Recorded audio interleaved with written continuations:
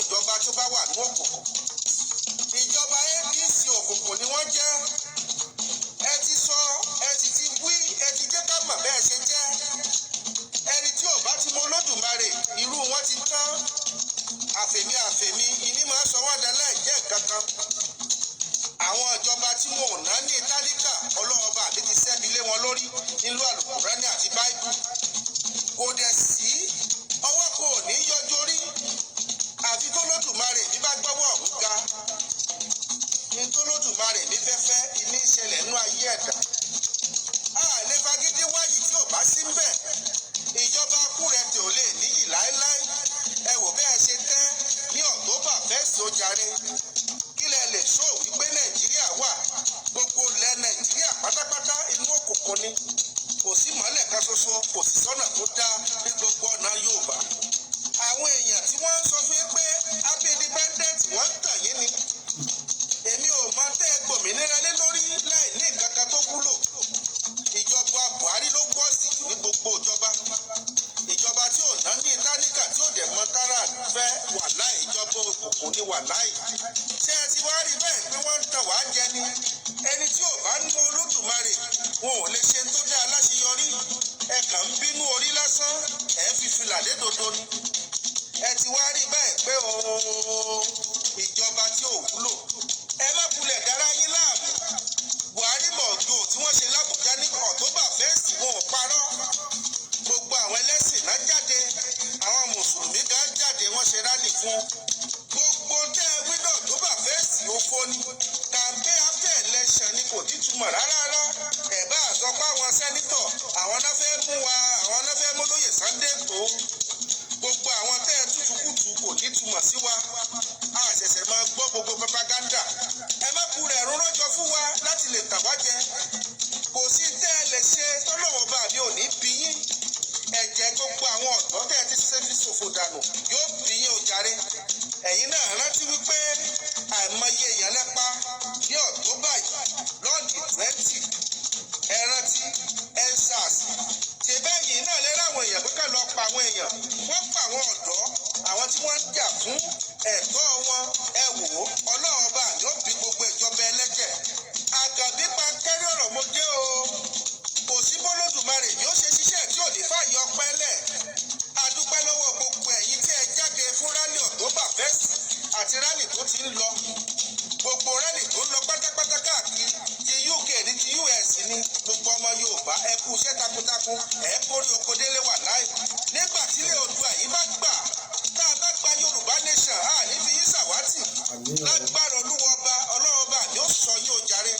Ẹ̀yin lẹ jẹ́ káṣírí àwọn ìjọba wèrè ó tú àwọn ìgbàyé jẹ́ ẹni tí ò lóòótọ́ tí wọ́n pera wọn léèyàn. Bó ṣe wá ń lọ ẹ má jẹ́ ká mi kàn rárá. Yorùbá nation ti wọ́ dẹ̀ ti dúró ná. Ọlọ́run ọba mi fi ṣe yìí kò sẹ́ni tó lè ṣe yìí bí ò sọ Ọlọ́run ọba. Gbogbo ẹ̀yin tẹ́ ẹ bá wò wípé ẹ fẹ́ bí Yorùbá nation wọ́n Ọlọ́run bó bí wó tìrántìrán pàláì. Gbogbo ẹ̀yin alábòdè tẹ́ ẹ wọnú gbogbo gúrùpù lọ.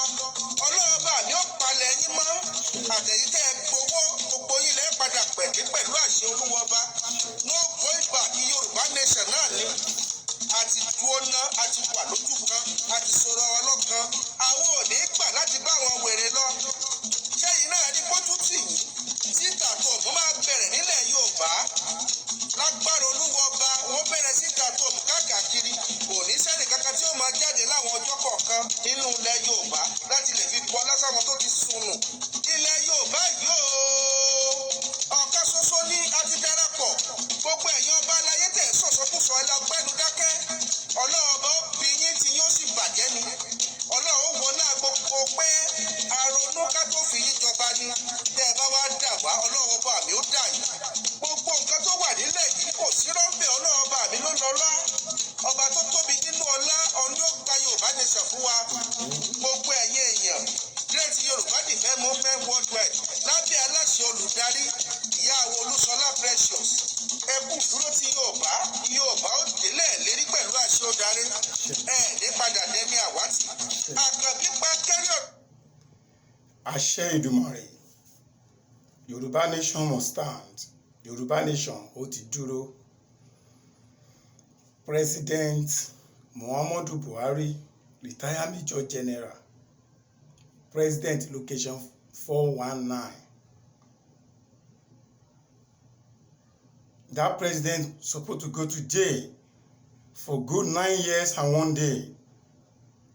The offense that is committed in America, the president supposed to go to jail. President Nigeria, Muhammadu Buhari, Boko Haram, ó wá sí America láti wá bribe àwọn homeless láti defend ẹ̀ pé Nigeria is one. Nothing is going on in Nigeria. And bad, terrible going on in Nigeria. Kí ni ọmọ Nigeria ń béèrè lọ́wọ́ yín?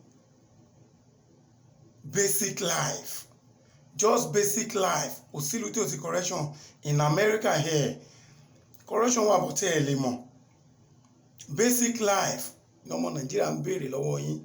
Àwọn youth. Ẹ fún wọn níṣẹ́, ẹ fún wọn níná, good education, good road, good hospital.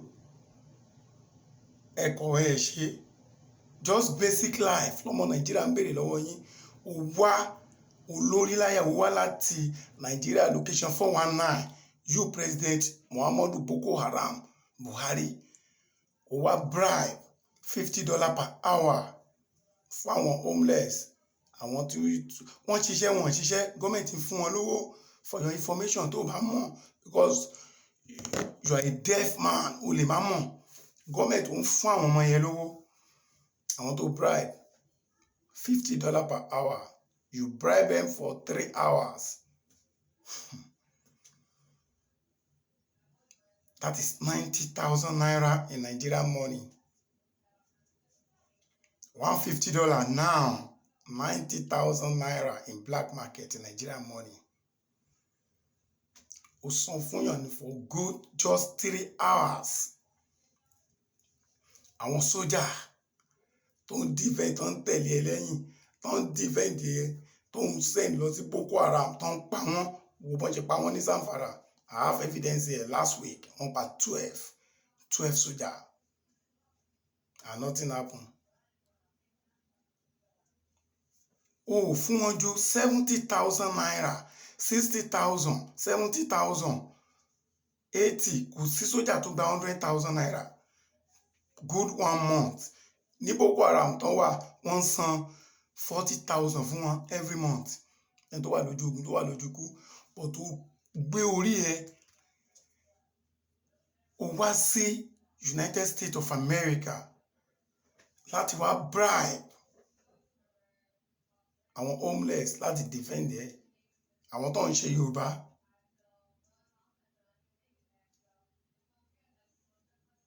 Ó yẹ kí Buhari kó lọ sí ẹ̀wọ̀n 9 years 1 day, United States of America. That is the offense that he committed here. Ó tún wá corrupt àwọn ọmọ yẹn again. Ó tún jẹ́ kí wọ́n hate Nigeria say you are a bastard. That is guy, idiot. Whether you like it or not, look at my eyes. I'm one of your soldiers. Then, Yoruba nation must stand. No going back. I said it in my last video. Tí Chief Sunday Igboho tó bá kọ̀, tó bá sọ pé bàbá àwọn ò sọ̀rọ̀ mọ́, àwa millions of Igboho àwa ń tà. Yoruba nation must stand. No going back. Ọmọ Nigeria ń béèrè basic life. Just basic life to live.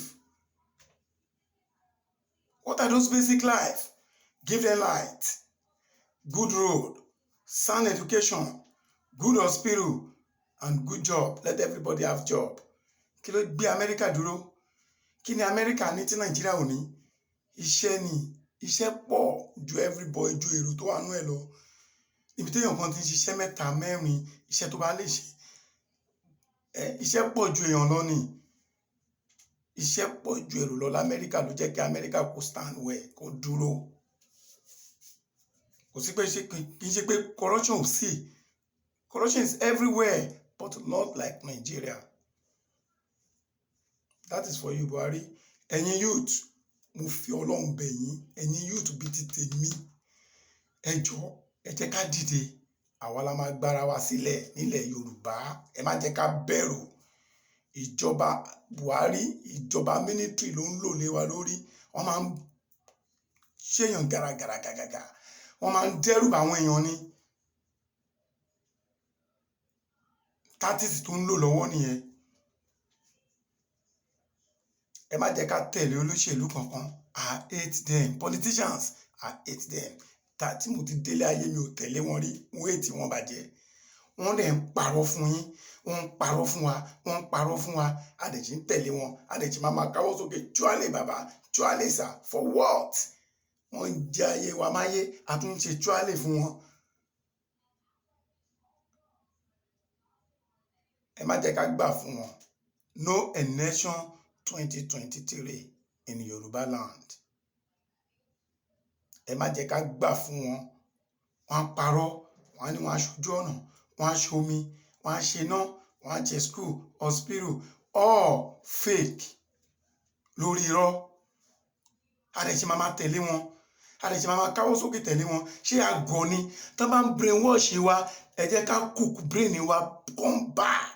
Let's cook our brain back. Tá bá brainwash wa, ẹ jẹ́ ká sọ fún wọn pé ojú ti là, 5,000, 10,000, 20,000, ẹ gbàgbé ẹ̀. Ṣé yẹn ni life?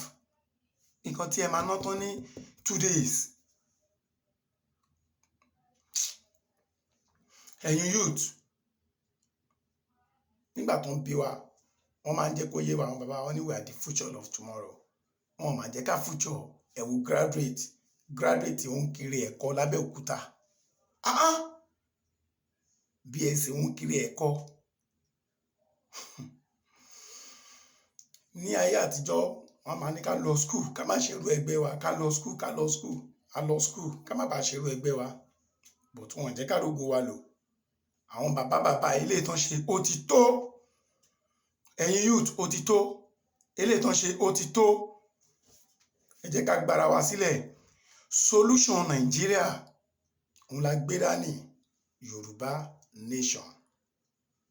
Biafra. Let everybody go. It's still by force to live together. I'm asking you, you Hausa Fulani, Buhari, it's still by force to live together. Ṣé by force ni ká gbé papọ̀? Igbo ló ń lọ, Yorùbá ló ń lọ. You Hausa Fulani, why can't you stay alone? Why can't you stay by yourself? Why can't you stay? Kí ló dé tẹ́yin ò lè dá dúró? Ṣé ẹ̀rù ń bà yín láti dá dúró ni? Ṣé bẹ́ẹ̀ ní tó òchì kan fa? Ẹ dẹ̀ máa jẹ́. Yẹ́dàn tó yín, ẹ fi oníkálukú sílẹ̀ kó máa lọ láyọ̀ àti àlàáfíà. Tí ẹ bá gbà lẹ́rọ̀, ẹ máa gbà lélẹ̀. Yorùbá nation now. Yorùbá nation must stand. No going back. Whether Nigerian government like it or not, no going back. Ẹ̀yin youth, ẹ má jẹ́ kí ìjọba Buhari ó ṣẹ̀rù bà wá. Enough is enough. Enough is enough. Ẹ wo Minister of Defence.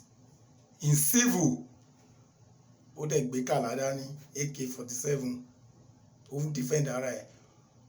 Oddly, oddly, I will prove the evidence for you. Pẹ̀lú oddly, ó tún gbé kàládá ní. Bullshit. That is not life. Ẹ má jẹ́ ká parọ́.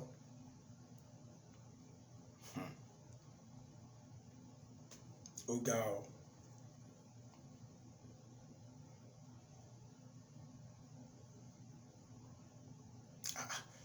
Ẹ jọ̀ọ́, ẹ̀yin youth ni mo fẹ́ bẹ̀, ẹ̀yin youth Yorùbá, ẹ má jẹ́ ká gbà fún wọn. Ẹ má jẹ́ ká tẹ̀lé olóṣèlú. Olóṣèlú ò dá, wọ́n ń parọ́ fún wa ni. Wọ́n ń ṣe ara ẹ̀ rárá. Èèyàn gómìnà ìlú ẹ, state ẹ, but nígbà tó bá sick, orí for just headache, ó máa travel to London, ó máa wá sí America, ó máa lọ síbi tó wù, ó máa lọ gba treatment. But ìwọ tó ní visa ńkọ́?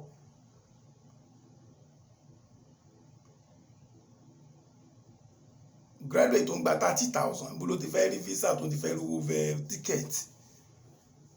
ẹni tí ó ń ṣe gómìnà tó ń gómìnà state ó travel ara ẹ̀ ò yá ó travel lọ sí outside country ìlú òyìnbó láti lọ gba treatment ẹ̀ẹ́dẹ̀ lórí wa pé what kí ló tí ò lè fèsì ìlú títí wa ó travel lọ sí ìlú òyìnbó lọ gba treatment tó bá máa dé àtúwá welcome ẹ̀ àtúmá tẹ̀lé ṣọ́álẹ̀sà bàbá o ṣọ́fọ̀gùn mú wa ni ilé tó ń biri wọ́ọ̀ṣì wa ó ti tó náà ẹ jọ̀ọ́ náà mo bẹ̀ yín ẹ̀yin youth ẹ jọ̀ọ́ ẹ jẹ́ ká ṣe ọkàn akin enough is enough ilé tó ń ṣe ó ti tó solution Nàìjíríà ò ní ká pín tá a bá ti pín ìyá máa jẹ wá kù ní ẹ lọ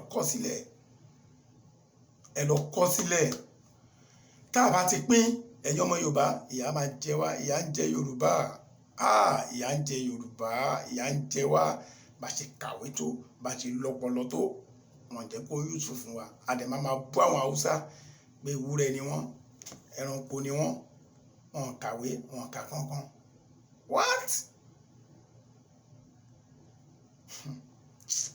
ẹ jọ̀ọ́ ẹ̀yin ẹ jẹ́ ká gbára wa sílẹ̀ ẹ̀yin tẹ̀dẹ̀ ń bú àwa tá wà nínú òyìnbó mi ò blame yín wọn àwọn tó wà ń lo ìbò ń kógbẹ kò sẹ́ni tó ń kógbẹ ọ mi ti rí o ẹ̀yìn náà mọ́fíìsì àdọ́nà bọ̀ mi ò tí ì rẹ́ni tó ń kógbẹ wọn kógbẹ nínú òyìnbó àtọ́ wọn dẹ̀ kì í gbálẹ̀ ẹlòmíì sọ pé kàn gbé òun sínú báàgì kóun tẹ̀ wá máa gbálẹ̀ lásán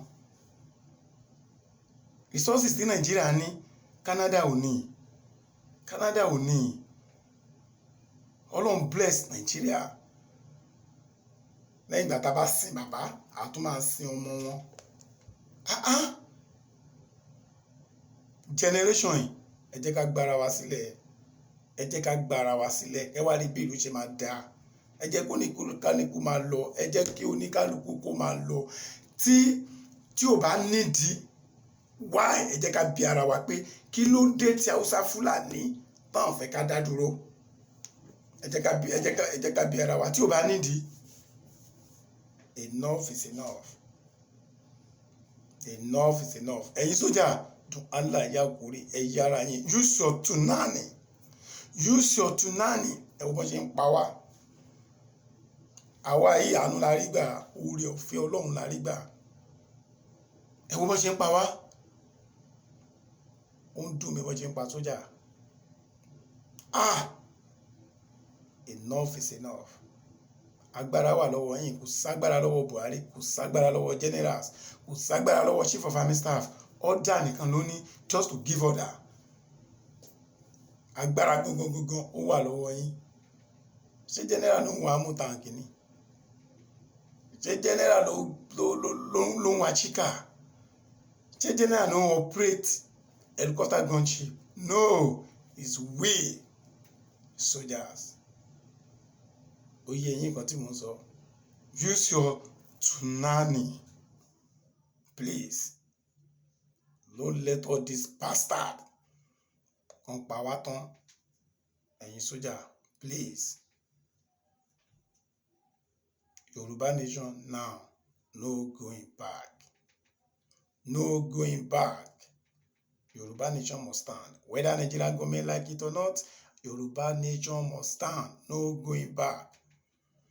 Ẹ bá wa fi Chief Sunday Igboho is not a criminal he's a Yorùbá freedom fighter akọni Yorùbá land worldwide ẹ bá wa fi sílẹ̀ Nigerian government Boko Hari ló wà nídìí ká má fi Sunday Igboho sílẹ̀ ní Kútọ̀nù gọ́ọ̀mẹ̀ntì Kútọ̀nù ò ní any issue wọn ní any problem wọn ní kàn keep Nnamdi Kanu keep Sunday Igboho so that everything will calm down.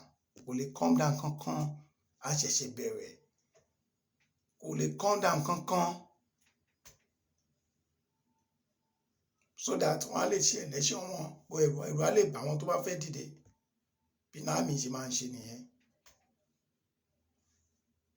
The job of military they are not supposed to after agitator that's their job is to protect the land and the property and the life. What concern military with Sunday Igboho with Nnamdi Kanu. Nigeria will work more. Nigeria is dead. Nigeria will never work again. Yoruba nation now, no going back. Ẹ̀yin youth, àkànkàwé lásán ni wọ́n jẹ́ ká ríṣẹ́ ṣe. Láyé àtijọ́, wọ́n ní ẹni tó bá ti lọ kọ́ṣẹ́ kò lọ school. A máa try, a máa lọ school, a fẹ́ lọ kọ́ṣẹ́. Nígbà tá a parí school, tá a ní BSc, tá a jáde, tá a ní masters, wọ́n jẹ́ ká fi ṣiṣẹ́ o. A padà lọ kọ́ṣẹ́ náà ni. A padà lọ bá àwọn tí ò lọ school. Irú life wo nìyẹn? Irú life wo nìyẹn? Àwọn kan dẹ̀ ń gbé owó Nàìjíríà bó ṣe wù wọ́n. Èmi ò ní ìdí ẹ̀, wọ́n máa lọ rí mọ́lẹ̀. Nàìjíríà ni mo ti rí ibi tí wọ́n ti pé owó dollars tán ti rí mọ́lẹ̀ sínú oil tank, tán ti pass èsì sínú ẹ̀. What? Nàìjíríà ni mo ti rí. Ẹ̀mí èṣù ṣe ń gbénú àwọn olórí wa Nàìjíríà náà. Kí lẹ ṣíbí kẹ́ jẹ́ kẹ́ mu ni? Kí lẹ fẹ́ dà láyé? Ṣé ẹ fẹ́ di Ọlọ́run ni? Bí ẹ ṣe dúdú ni ọkàn yín, mind yín ṣe dúdú. Are you people crazy? All these stupid politicians. Ẹ̀yin tẹ́ ń tẹ̀lé wọn, ẹ̀yin ni mo rí bá wí o. Ẹ̀yin tẹ́ ń tẹ̀lé politicians, mo rí yín bá wí. Ẹ má tẹ̀lé wọn mọ́. Ẹ má tẹ̀lé wọn mọ́. Ẹ má tẹ̀ káwọ́ sókè fún wọn mọ́. Nílùú wa, nílùú yín, citizen, ẹ tún ń ṣerú fún ara yín. Ẹ tún ń ṣerú fún ara wa. Òyìnbó kọ́ là ń ṣerú fún again o. A tún ń ṣerú fún ara wa again. Ó wá di pé tí politician ò bá fún wa, à ní jẹun. Ẹ wo bọ́n ṣe sọ Nàìjíríà dà. President ẹni òun gangan ló ń sponsor Boko Haram. Gbogbo terrorist òun ló ń sponsor wọn. Bandit òun ló ń sponsor wọn. Buhari ó ní mission in Nigeria. Buhari ó ní mission. À ń pariwo 2 years lókù, 2 years ó sì jìnnà o. Even 1 year ó sì jìnnà. Anything can happen. Buhari ó ní mission in Nigeria. Buhari ní mission o. Please, ẹ jẹ́ ká wake up. Ẹ má jẹ́ ká fún wọn ní chance. Kò sí nǹkan tán fẹ́ dá ṣe. Àwọn tó ń disturb wa ní Nàìjíríà yìí, wọn ò tó nǹkan kan, wọn ò tó aráàlú. Kí ló dé tá a gbà fún wọn? Ẹ má jẹ́ ká gbà fún wọn. Enough is enough.